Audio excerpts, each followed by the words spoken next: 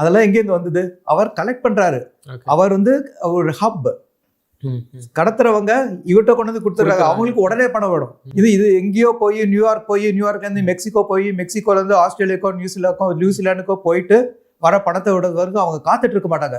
நான் எடுத்துட்டேன், என் கையில பணம், ஏன்னா சிலையை கையில வச்சுக்க பயப்படுவாங்க, கண்டுபிடிச்சிட்டானா மாட்டுருவாங்க. ஸோ உடனே வந்து ஒருத்தட்ட கொடுத்துட்டு அவர்கள் கொடுக்குற பணத்தை இவங்க வாங்கிட்டுருவாங்க. ஸோ தீனதயாளன் மாதிரி இப்போ இருக்கிறவர், அவர்கிட்ட இருந்து தான் இடைத்தரகர்கள், அவர் தான் இடைத்தரகர். அங்கேருந்து அது வந்து அமெரிக்கா மாதிரி இடத்துக்கு போகும், அதுக்கப்புறம் வந்து மற்ற இடங்களுக்கு போகும். ஸோ இந்த சட்டம் வந்து அப்போ வலிமையாக இல்லாததுனால இது ரொம்ப சுலபமாக நடந்தது.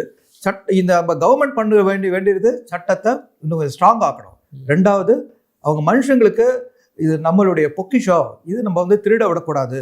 இது நம்மளுடைய விஷயத்தை இதை வேற எங்கேயாவது திருட விட்டோம்னா என்ன அர்த்தம்? நம்மளை பெற்றவங்களை நம்ம எதாவது காட்சி பொருளாக்குவோமா? இது உதாரணமாக சொல்கிறேன் பாருங்க, கொஞ்சம் உணர்ச்சி பூர்வமாக இருக்கலாம். இப்போ வந்து எங்கேயோ ஒரு இடத்துல ஒரு மியூசியம் இருக்கு, உலகத்தில் இருக்கிற மனிதர்களை வகைப்படுத்துகிறோம் அப்படின்னு சொல்லி வச்சு நம்மளுடைய அம்மாவை கொண்டு ஒரு இடத்துல வச்சு இப்படிதான் ஒரு இந்திய பெண்மணி இருப்பான்னு நாங்கள் வச்சானா நமக்கு பார்த்தா எப்படி இருக்கும்? அந்த மாதிரி உணர்வு தாங்க எனக்கு இருந்தது. நான் அமெரிக்காவில் பல இடங்களுக்கு போயிருக்கேன்.